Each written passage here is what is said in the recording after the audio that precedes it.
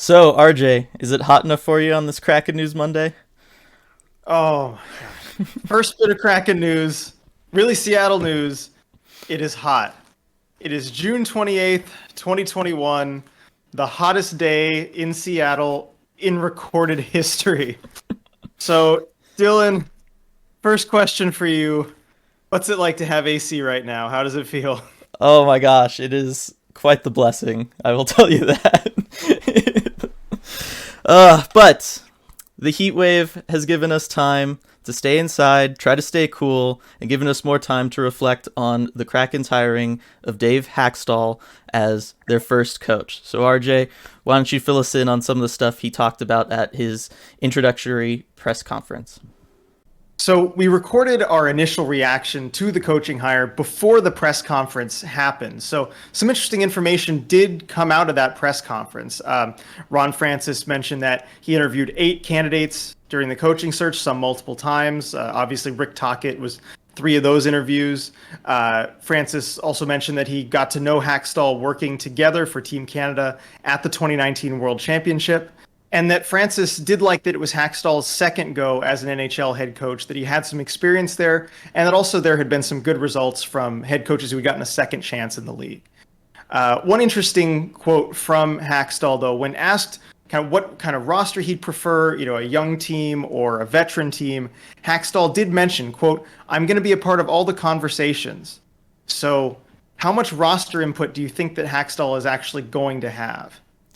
Yeah, that's an interesting one to me because all along I was kind of thinking throughout the coaching search that when you see guys like Rick Tocchet interviewing 3 times, you see other guys interviewing multiple times. I was kind of getting the feel that Ron Francis has already kind of made the decision on what direction he wants to go with the expansion draft and what kind of roster he wants to build, and he was really trying to zero in on who he thought was going to be best for that specific team. So hearing Hackstall say that, it's kind of counter to seemingly what the vibes I was getting throughout the entire coaching search. Now, Hackstall was the one guy we never heard mentioned. We don't know how many times Ron Francis really talked with him, how close they were through this whole conversation. It's entirely possible, I guess, that in the background, Hackstall was saying, well, if it was me, I would be doing X, Y, or Z in the expansion draft. I would assume that would have been one of the questions Ron Francis was asking all of the coaching candidates at some point. I don't know. It seems like based on his hiring now and the expansion draft being less than a month away, I would have hoped that the team kind of has a better idea of what they want to do than like, okay, let's hire the coach and now let's like have his input on stuff. Maybe on a couple teams where they're kind of split between players, but as far as building out the whole roster and what the real plan is and what kind of team identity they're looking to build out of the expansion draft, I got to think that that's already been decided. Right. And I'm with you on that. I think that Ron Francis probably has an idea of what he wants team wise and kind of chose Hackstall for that fit. Maybe in a few cases, like maybe their pick from the Flyers, Hackstall coached a lot of those players, and you can get a really good in-depth scouting report there. And there's no reason that he shouldn't be part of those conversations for certain players that he's coached before. But I think you're right that in general, that's what it's going to be. Hackstall did talk about kind of the hallmarks of teams that he's coached and what he looks for. He likes to create the foundations for fundamentally sound play, work on those details. As he mentioned, the things that you kind of have to fall back on, if things don't go right, work ethic, resiliency, he mentioned. He described a few rough stretches with the Flyers, and they came out of it better when they had those rough stretches, and he kind of credited it to those traits, that work ethic and being resilient, having those foundations to fall back on. So it's clear that that's something that Ron Francis wants, in the roster, and also something that Hackstall's going to bring as a coach. Yeah, I mean it's again worth noting when he was fired from the Flyers job, he was an above 500 head coach. It wasn't like he was a big failure there. And speaking to the fundamentals and falling back on stuff, we really saw those Maple Leafs teams fall back on defense this year, and we've heard from everybody in Toronto, how great the defense was this year. They felt that that was really the area they had improved on the most. Obviously, it didn't help them win a game 7, but at this point, I'm not sure anything will. So I don't think we could necessarily blame that. But I think that that's all good stuff, and it's going to be something that an expansion team, a team of players that have never played together before, that's the stuff you want to be hearing, because that's going to be the stuff that they're going to have to rely on through difficult stretches as chemistry is built and all that kind of stuff. Right. So we have to get to this one. The analytics question. We all knew it was coming. We knew analytics would be a factor in the coaching hire, that the Kraken would want someone who would be willing to incorporate analytics into the coaching. And, that was reportedly one of the big hesitations on Gerard Gallant, right? But Hakstol, showed a friendliness toward analytics. He said, analytics is a phenomenal tool for us as coaches to evaluate, to discover, and to find different avenues to improve our team. And what was perhaps more interesting to me was that Francis came out and said that questions about analytics were a part of the Kraken's process in making a final decision on the coach. So, basically confirming that's definitely something he was looking for. Yeah, I mean, we've known all along that analytics are a big part of what this front office wants to build with the Seattle Kraken and stuff. It does lead me to a question, because you mentioned Gerard Gallant and how analytics played a role in him leaving Vegas after the successful start they had as an expansion team. And that is kind of how long we think Hakstol might actually be around, because I look at expansion clubs in really all sports, and coaches don't tend to have a long shelf life when they're the first coach in a franchise's history. And I think part of that is because you're drafting an expansion roster, and you kind of know what kind of team you're building through that, but really you're waiting to add like the big pieces you add in a trade, as we saw Vegas do with a lot of their top players now, right? Or you're waiting on your first prospects to come up through your system. And those first couple seasons for an expansion club, the identity of the teams change a lot. And so I wonder, how long Hakstol will be around. He could be here to help develop the team, but if the identity turns into something that he isn't quite suited for, could we see him let go in just, 2 or 3 seasons on the job? And I was wondering your thoughts on that, RJ.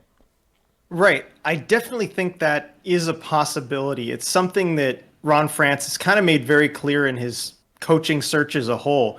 Looking at some of the candidates, Tocchet, Joe Sacco, these are guys who haven't really gotten past the first round of the playoffs. They don't have that winning pedigree as an NHL coach of going far in the playoffs. It's clear that Francis was looking for a coach who's going to help develop and improve the young players right away, first and foremost, and hasn't necessarily proven that they can win in the playoffs once you get to that point where you're a contending team. I think you might see something kind of like the Avalanche with Jared Bednar. I know he was a coach that was kind of brought in coming out of their little mini rebuild that they did, where he was there to make the younger players better and get them to a point where they're contender status. And they're there right now. I mean, this is where Francis might envision the Kraken being in 3 years, kind of what the Avalanche are now. And Bednar's Avs didn't do all that well this year in the playoffs. And you're thinking maybe it's time, for a different coach to kind of get you over the hump. It looks like they're keeping Bednar for next season, and maybe that sort of thing happens with Hakstol. But I think he'll get at least 1 or 2 cracks at it once they're contenders.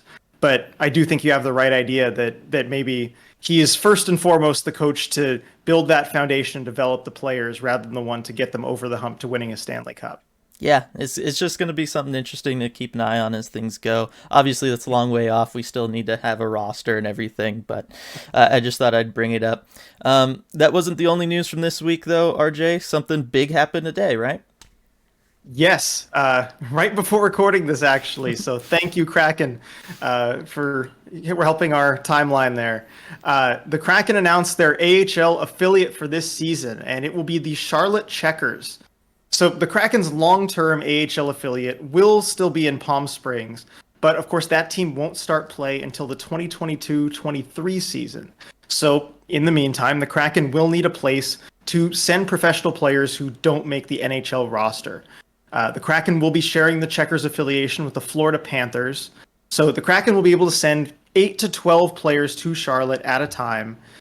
These sharing arrangements are pretty common. It's nothing we haven't seen before. It happens in the AHL a lot.